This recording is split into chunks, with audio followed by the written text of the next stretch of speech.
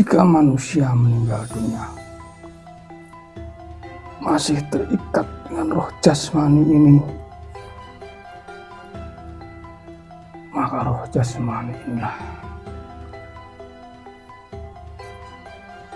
yang sulit menyatu dengan roh-roh yang lain.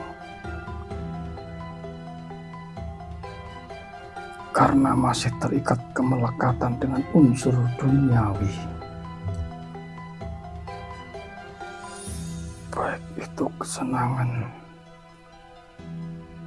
harta, wanita, ataupun kesenangan-kesenangan lain.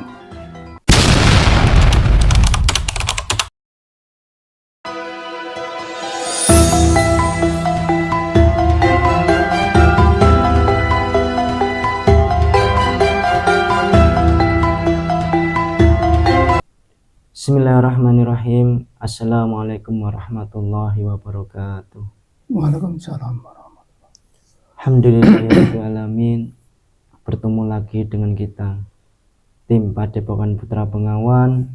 Salam bahagia kepada sedulur-sedulur semuanya. Mudah-mudahan sedulur-sedulur semuanya dalam perlindungan Allah, dijauhkan dari mara bahaya, diberikan kesehatan, umur yang panjang yang barokah. Di kesempatan hari ini kita tim mau mengungkap dari sisi gaib tentang penjelasan ruh yang ada di dalam jasad manusia. Namanya ruh apa, dan ada berapa, dan tugasnya untuk apa. Oleh sebab itu kita tim mau menarik sisi gaib yang bisa menjelaskan semuanya itu. Sebelum kita mulai, saya ucapkan banyak terima kasih kepada sedulur-sedulur semuanya yang ada di dalam negeri maupun yang ada di luar negeri, yang selama ini sudah mendukung, membantu berkembangnya channel-channel kita. Mudah-mudahan kebaikan-kebaikan sedulur semuanya dibalas oleh Allah beribu-ribu kali lipat kebaikan, dibukakan pintu-pintu rezeki yang halal yang barokah, digampangkan berbagai macam urusan. Untuk menyingkat waktu, monggo sedulur kita mulai proses mediumisasinya. Di kesempatan hari ini kita ditemani oleh beliau Bapak Yamrani. Assalamualaikum. Waalaikumsalam warahmatullahi. Mohon doanya sedulur semuanya, mudah-mudahan ini nanti bisa berjalan dengan lancar, tidak ada halangan sedikit apapun, dan mudah-mudahan bisa bermanfaat. Monggo Pak, dimulai prosesnya. Bismillahirrahmanirrahim. Assalamualaikum. Dan bersihkan energi negatif yang dari kuliah setan iblis yang mensuruh pembesuk dengan masukan dajjal di dalam tubuhnya manusia dihancurkan di kaki Allah. Hausamah dibersihkan dari ujung kaki sampai ujung Allah. Hausamah saya mohon mereka dibersihkan di latifah-latifahnya, di pikirannya, dibersihkan semuanya Allah. Hausamah. Bismillahirrahmanirrahim. Saya mohon ya mereka di benteng itu punya Pak Yamrani, ruh dan sukma jasadnya, keluarganya, dengan benteng cahaya beliau yang berlapis-lapis, tidak bisa ditembus oleh makhluk apapun. Yang bisa masuk ke dalam tubuh itu hanya makhluk yang saya maksudnya sebenar-benarnya. Sallallahu alaihi. Bismillahirrahmanirrahim. Ya Allah, sosok gaib yang bisa menjelaskan tentang roh manusia dan beserta tugas-tugasnya. Tertarik yang sebenarnya, yang asli. Jika penyusup otomatis terikat dan langsung dalam markabin. Sallallahu alaihi.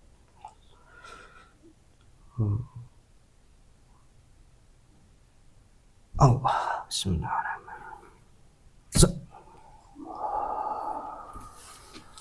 Bismillahirrahmanirrahim.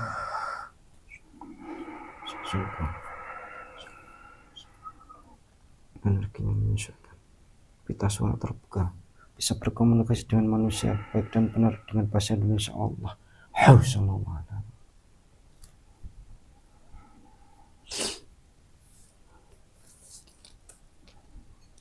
Mohon maaf, ini dengan siapa ini? Nama saya Sentiko. Sentiko? Iya, Panjangnya sosok apa? saya ini golongan roh dari Kayangan. Roh dari Kayangan. Ada tugas apa? Nggih, sebelumnya saya detailkan dulu, Mbah. Iya, Panjenengan sudah muslim? alhamdulillah sudah menjadi pengikut beliau. Saya cek dulu kebenarannya ya, Mbah, untuk mengantisipasi dari Ya penyusup, Allah. nggih. Bismillahirrahmanirrahim. Ya Allah, jika makhluk ini berbohong, aku roh dari Kayangan dan sudah muslim. Dari kata Allah. Hausamallah. Nggih, mohon maaf, Mbah. Assalamualaikum warahmatullahi wabarakatuh. Waalaikumsalam warahmatullahi wabarakatuh. Nggih, sebelumnya kita ngobrol-ngobrol, saya suku ini jangan dulu ya, Mbah ya. Ya, Bismillahirrahmanirrahim. Ya Allah, saya mohon. Sallallahu alaihi wasallam. Monggo, Mbah, dinikmati hidangannya. ya. Saya juga tak rokokan, Mbah.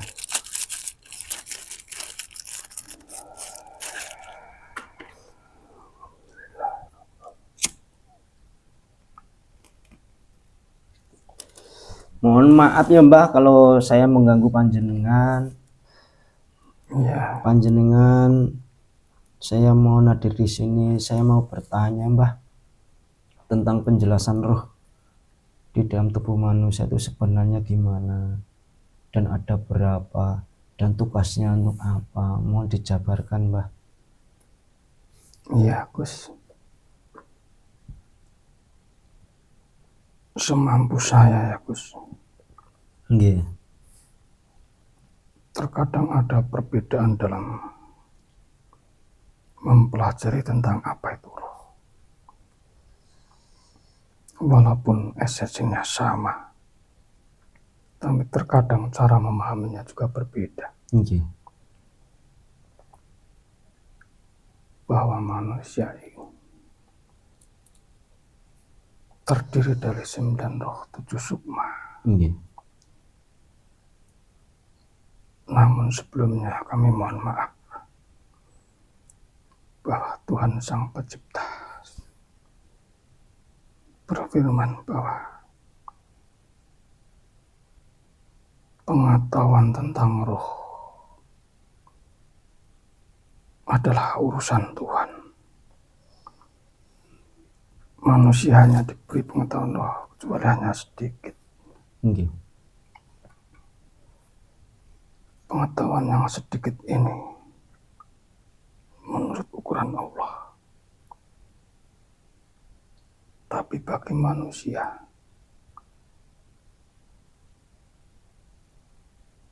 sedikitnya bagi Tuhan, tapi bagi manusia juga bisa bermakna luas. Nggih. Bahwa roh manusia ini terdiri dari 9 roh dan 7 sukma yang masing-masing mempunyai fungsi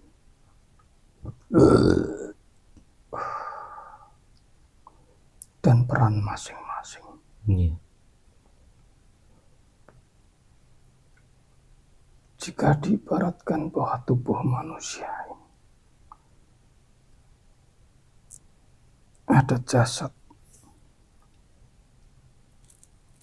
ada roh dan ada sukma. Yang mana roh yang 9 itu ada roh utama,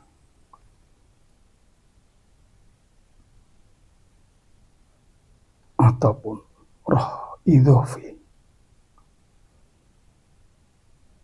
roh kehidupan,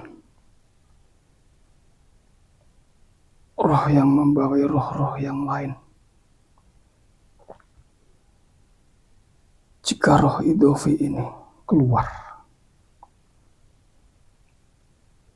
maka jasad itu akan mati. Sehingga penopang kehidupan roh utama itu adalah roh idofi.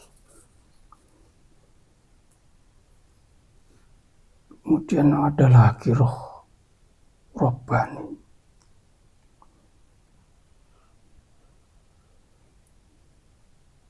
Yang mana roh ini, roh yang masih bersih, tidak tercampuri nafsu.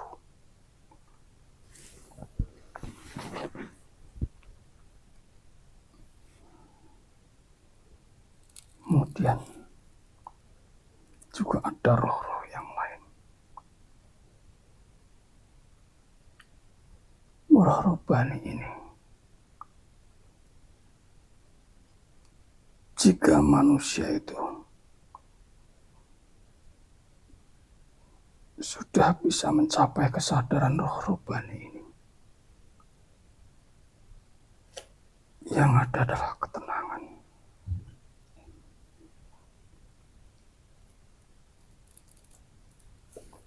Bisa dikatakan adalah ruh puncak spiritual manusia.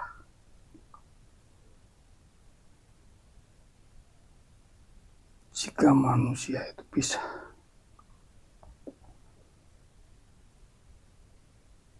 mengendalikan seluruh roh-roh atau mematikan roh-roh yang lain, bisa mempanahkan diri, maka manusia tersebut akan bisa menjumpai roh robbani ini.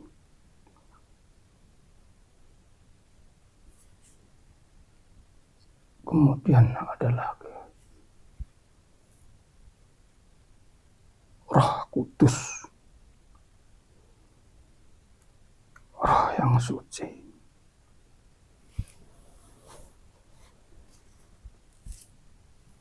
roh yang di sana bersemayam.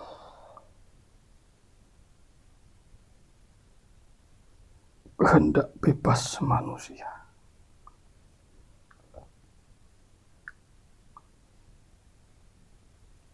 Roh kudus ini, jika manusia bisa mencapai kesadaran roh kudus ini, maka orang tersebut punya jiwa pemakluman yang tinggi,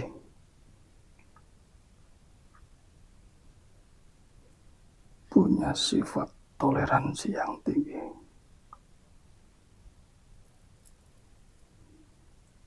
bisa menempatkan diri, tidak terjebak dalam ego, merasa diri paling benar.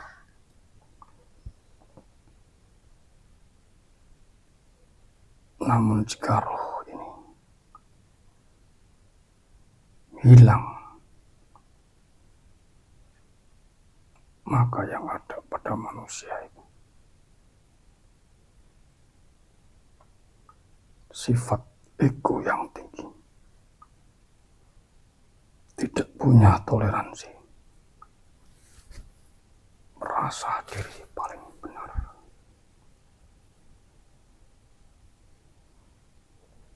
Maka manusia itu harus bisa mencapai kesadaran roh kudus. Ada juga yang namanya roh rohani.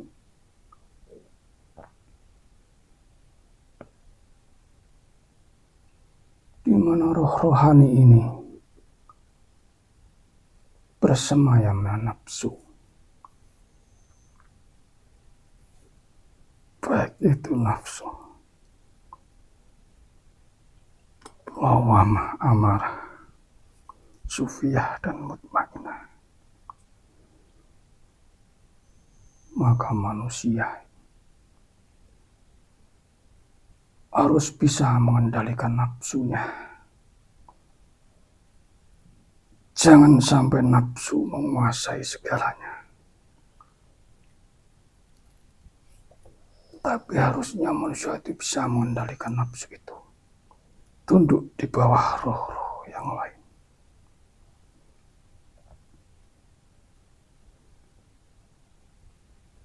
Ada juga roh nurani. Roh nurani ini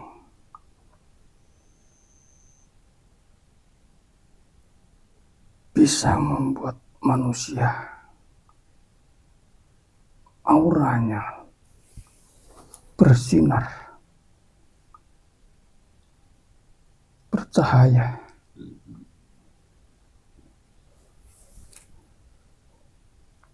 Jika roh nurani ini mati, maka bisa dikatakan manusia itu sudah tidak punya hati nurani. Suka berbuat dolim, kejam, bengis, dan nuraninya hilang.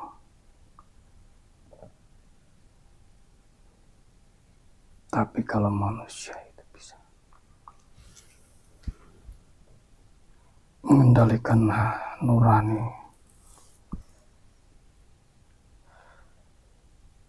maka manusia tersebut akan menjadi manusia yang tenang, bersih. Apa yang terjadi, baik itu sedih maupun apapun, kondisi apapun, orang tersebut tetap tenang. Tidak ada rasa khawatir.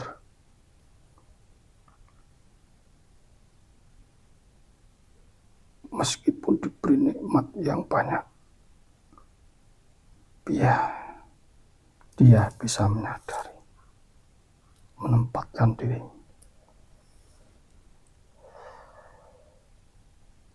bahwa dia sadar segalanya terjadi atas kehendak Tuhan. Ada juga roh rohmani.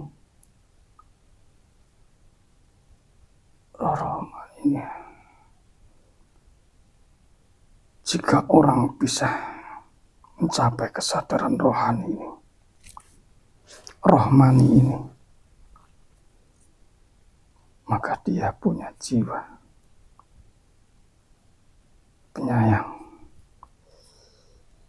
jiwa sosial, suka memberi, cinta kasih kepada sesama, mencapai titik kesadaran cinta dan kebijaksanaan.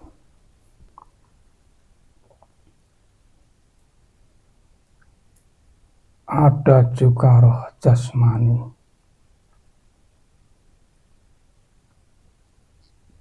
Di mana roh jasmani ini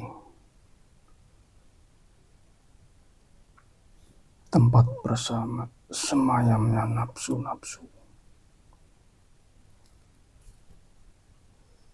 amarah, ketamakan, kerakusan, sifat ingin berkembang biak, nafsu kepada lawan jenis,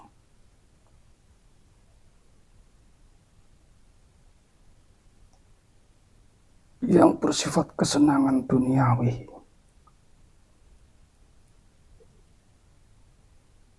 Maka jika orang roh jasmaninya terlalu kuat, maka roh ini akan sifat kemelekatannya akan tinggi, sehingga banyak jika manusia meninggal dunia masih terikat dengan roh jasmani ini, maka roh jasmani inilah yang sulit menyatu dengan roh-roh yang lain. Karena masih terikat kemelekatan dengan unsur duniawi. Baik itu kesenangan, harta, wanita, ataupun kesenangan-kesenangan lain. Ataupun kesenangan-kesenangan kesaktian.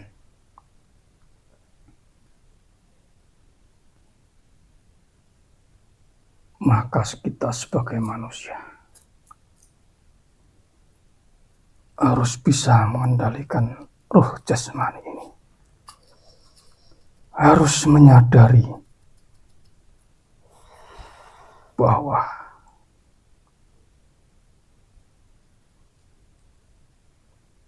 nyawa ini hanyalah gaduhan. Harta hanya titipan. Jangan sampai sifat kemelekatan pada hal tersebut terbawa sampai mati. Karena kemelekatannya tersebut, ketika roh dicabut oleh malaikat maut, rasa sakitnya luar biasa. Karena masih ada kemelekatan roh dengan jasad yang bersifat kesenangan duniawi tersebut.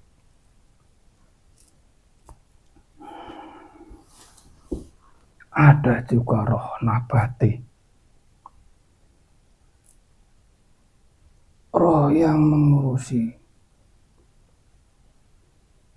tumbuh berkembangnya jasad manusia. Perkembangan fisik itu yang mengatur adalah roh nabati.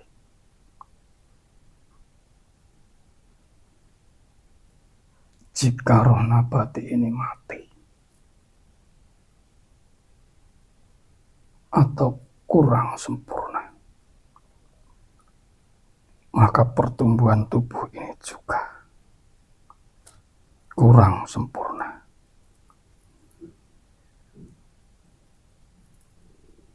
Kemudian ada juga roh rewani.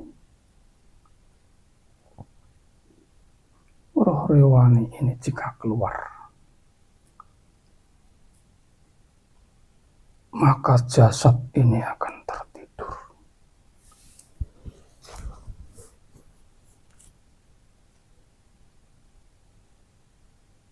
Hingga Allah yang menghendaki roh ini kembali kepada jasad manusia. Roh inilah yang membawa mimpi manusia-manusia ketika tidur.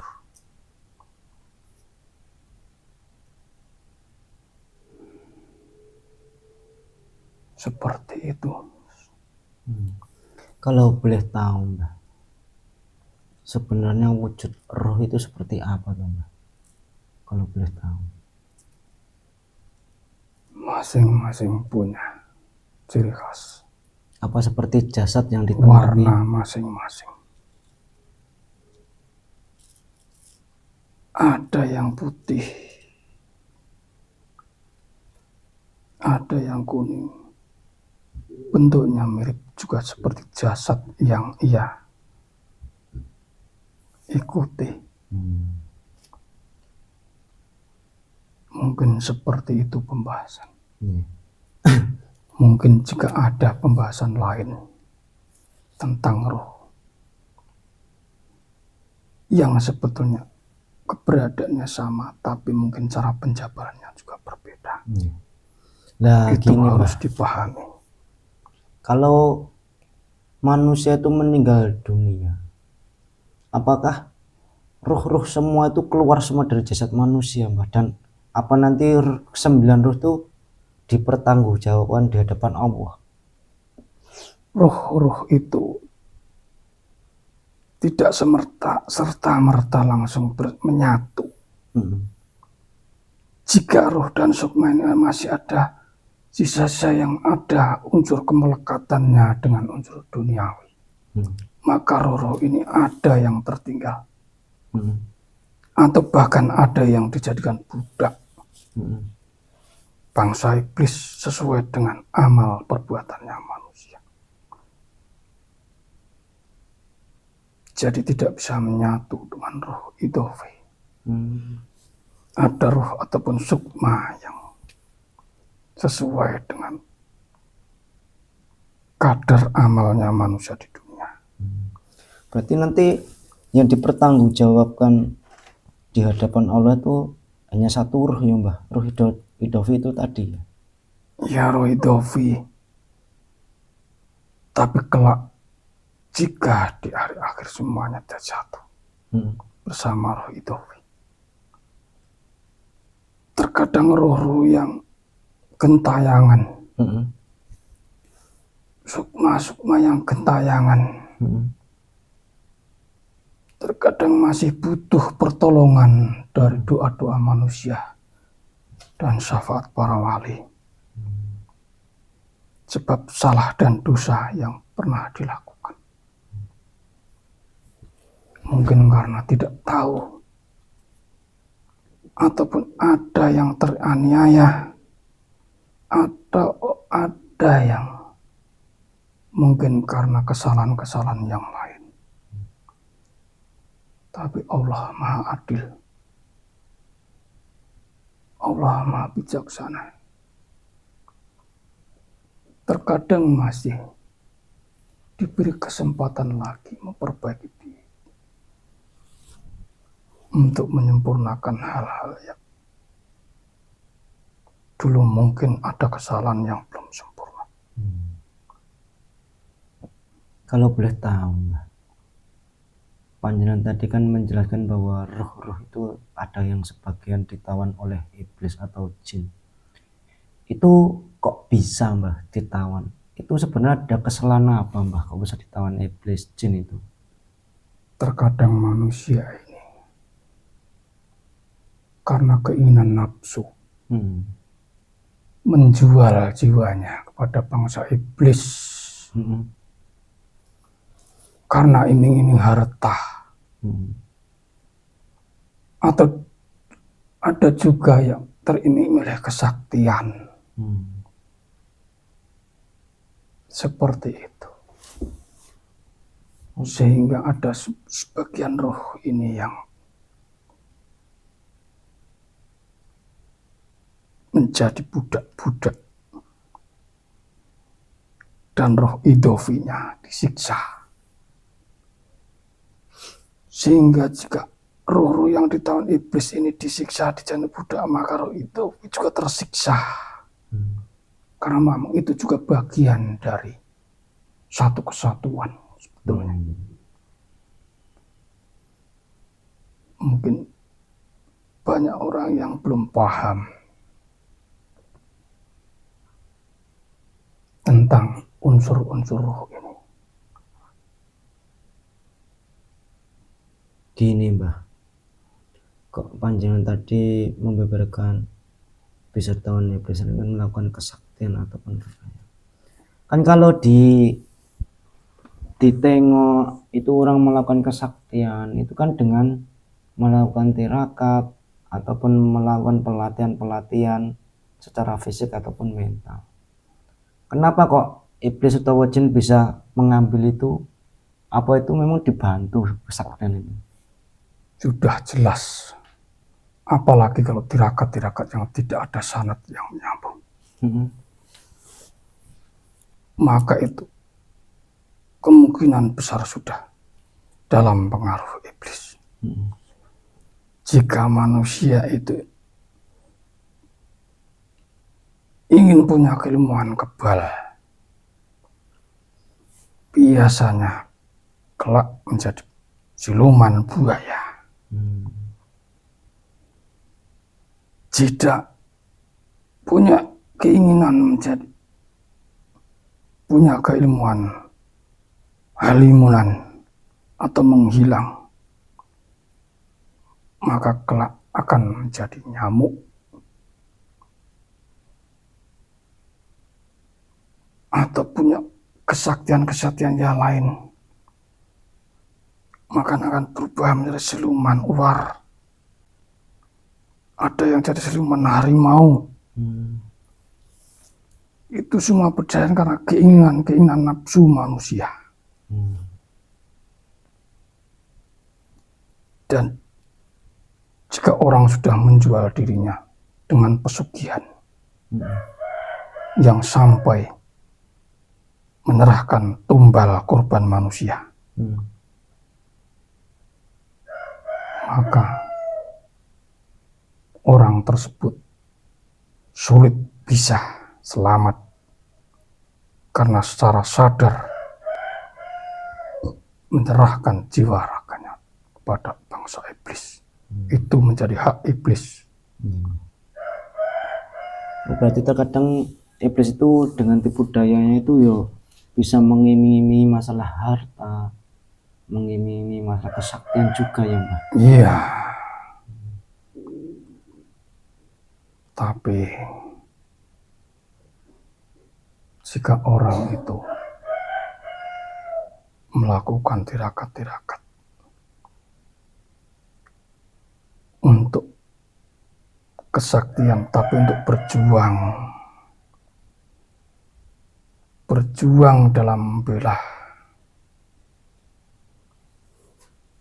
negara ataupun apa, tapi masih menggunakan kesaktian, biasanya karena keadilan Allah, mereka ini masih diberi kesempatan untuk memperbaiki diri dan menyempurnakan diri. Tapi kalau untuk pesugihan yang sudah berani menyerahkan tumbal nyawa manusia, kebanyakan itu sulit. Dan karena itu sudah di hak iblis, karena dia sadar akan keputusan yang ia ambil. Makanya kita harus berhati-hati. Jangan tergoda dengan iming-iming harta. Jangan tergoda dengan iming-iming kesaktian. Jika memang harus ruh dan sukma kita yang menjadi tumbal pembayarannya.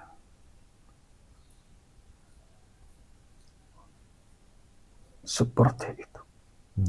Oke, matur nuwun ya Mbah. Terima kasih atas pembeberannya, mudah-mudahan bisa menambah wawasan dan pengetahuan ya Mbah. Panjenengan monggo undur diri, lanjutkan tugasnya Mbah. Jika kami banyak kekurangan kesalahan, mohon maaf yang sebesar-besarnya Mbah. Kami mohon maaf jika memang ada kesalahan dan kekurangan. Sama-sama Mbah. Kebenaran mutlak milik Allah. Kami mohon maaf.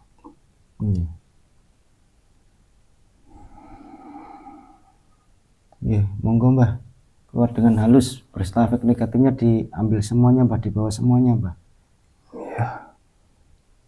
Assalamualaikum warahmatullahi wabarakatuh. Waalaikumsalam warahmatullahi wabarakatuh. Sekian pemirsa, dialog kita dengan sosok gaib yang mengaku ruh dari kayangan. Beliau tadi menceritakan bahwa di dalam jasad manusia itu ada 9 ruh, dan 9 ruh di dalam jasad manusia itu mempunyai tugas masing-masing dan saling bersinambungan, terikat dengan salah satu ruh pokok, yaitu ruh idofi. kami tekankan sebelum semuanya, jangan 100% percaya apa yang dikatakan sosok gaib ini tadi. Ambil saja sisi positifnya, mudah-mudahan bisa menambah wawasan, pengetahuan, lebih-lebihnya semakin iman dan takwa kepada Allah. Kami tim mohon undur diri, jika banyak kekurangan kesalahan mohon maaf yang sebesar-besarnya. Bila taufiq wal hidayah. Assalamualaikum warahmatullahi wabarakatuh. Waalaikumsalam.